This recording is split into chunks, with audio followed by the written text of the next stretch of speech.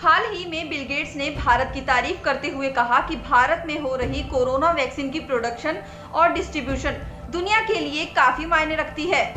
ऐसे में ये जानने में दुनिया के कई देशों की दिलचस्पी है कि आखिर भारत में कोरोना वैक्सीन के प्रोडक्शन और डिस्ट्रीब्यूशन के लिए क्या हो रहा है। कोरोना वायरस से निपटने के लिए भारत का इंफ्रास्ट्रक्चर कैसे पूरी दुनिया के लिए नज़ीर पेश कर सकता है, आज हम इसी के बारे में बात करने वाले हैं। भारत में कोरोना वायरस की वैक्सीन को लेकर मोदी सरकार में वर्ल्ड क्लास टेक्निक के प्रयोग की तैयारी हो रही है। वैक्सीन रोल आउट प्लान में डिजिटल ट्रैकर लगाए जा रहे हैं और वैक्सीन डिस्ट्रीब्यूशन के आजमाए गए नुस्खों पर भी अब भरोसा जताया जा रहा है। सरकार वैक्सीन को स्टोर करने और उसे ट्रैक करने के लिए आर्टिफिशियल इंटेलिजेंस पर आधारित ई-विन यानी कि इलेक्ट्रॉनिक वैक्सीन इंटेलिजेंस नेटवर्क का इस्तेमाल करने जा रही है। इसी से इम्यूनाइजेशन को इंश्योर करने के लिए डिजिटल हेल्थ आईडी भी ट्रैक की जाएगी। साथ ही यूनिवर्सल इम्यूनाइजेशन प्रोग्राम के साथ मिलकर काम करने की भी तैयारी हो रही है। भारत में कोरोना वैक्सीन और वैक्सीन इंफ्रा की स्ट्रेटेजी कौन तैयार कर रहा है? वैक्सीन एडमिनिस्ट्रेशन के लिए एक नेटवर्क एक्सपर्ट ग्रुप बनाया गया है। इसमें नीति आयोग, एम्स, विदेश मंत्रालय, स्वास्थ्य मंत्रालय, आईसीएमआर और राज्यों के प्रतिनिधि शामिल हैं। सबसे पहले वैक्सीन पाने का क्राइटेरिया क्या होगा? स्वास्थ्य मंत्रालय का कहना है कि अमेरिका के centre for disease control and prevention और WHO की रिकमेंडेशन के आधार पर सबसे पहले वैक्सीन पाने वाले सेक्शन की पहचान की जाएगी। स्वास्थ्य मंत्री हर्षवर्धन ने कहा था कि चाहे कोई अमीर हो या गरीब, जिसे सबसे ज्यादा जरूरत होगी उसे सबसे पहले वैक्सीन दी जाएगी। All these have been integrated on a single national portal dedicated to COVID.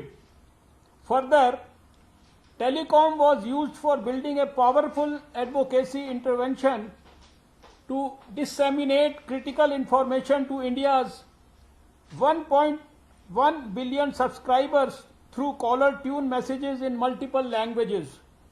We used web technology to train a 16 million strong army of COVID warriors using integrated online training platform called iGOT.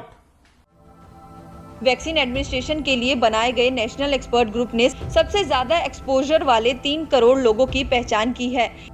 इनमें 1 crore doctor, 2 crore health care, police force, home guard, armed force, municipal worker, ASHA worker और cleaner, teacher और drivers जैसे community worker को सबसे पहले corona vaccine दी जाएगी। इसके बाद बारी आएगी 50 साल से ऊपर वालों की, साथ ही उन लोगों की जो 50 साल से नीचे हैं लेकिन उन्हें बीपी, शुगर जैसी दूसरी बीमारियां हैं। वैक्सीन को भंडार में कैसे रखा जाएगा? स्वास्थ्य मंत्रालय ने कहा है कि ई-विन नेटवर्क से लेटेस्ट वैक्सीन स्टॉक की पोजीशन को ट्रैक किया जाएगा। वैक्सीन को स्टोर करने वाली जगहों का टेम्परेचर भी इससे ट्रैक किया जा सकेगा। ई-विन नेटवर्क क्या होता है? ई-विन को भारतीय तकनीक से ही बनाया गया है। इससे वैक्सीन स्टॉक डिजिटाइज किया जा सकता है और इसके स्टोरेज और डिस्ट्रीब्यूशन के लिए बनी कोल्ड चेन को स्मार्टफोन से मॉनिटर किया जा सकेगा। फिलहाल इसका प्रयोग भारत के 12 राज्यों में हो रहा है और इससे इंडिया के यूनिवर्सल इम्यूनाइजेशन प्रोग्राम की रियल टाइम जानकारी रखी जा सकती है। फिलहाल इससे भारत में 10,400 कोल्ड चेन पॉइंट से 2 साल से कम उम्र के 60% बच्चों तक इम्यूनाइजेशन प्रोग्राम पहले ही पहुंचाया जा रहा है।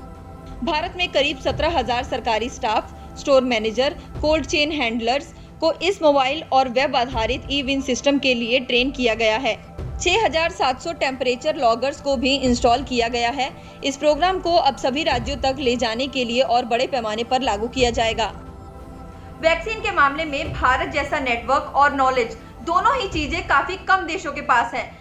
यही कारण है जिसकी वजह से भारत की वैक्सीन क्षमता को दुनिया के सबसे ज्यादा ताकतवर देश भी अपने देश में कोरोना से मुक्ति पाने के लिए इसको प्रयोग में लाना चाहते हैं।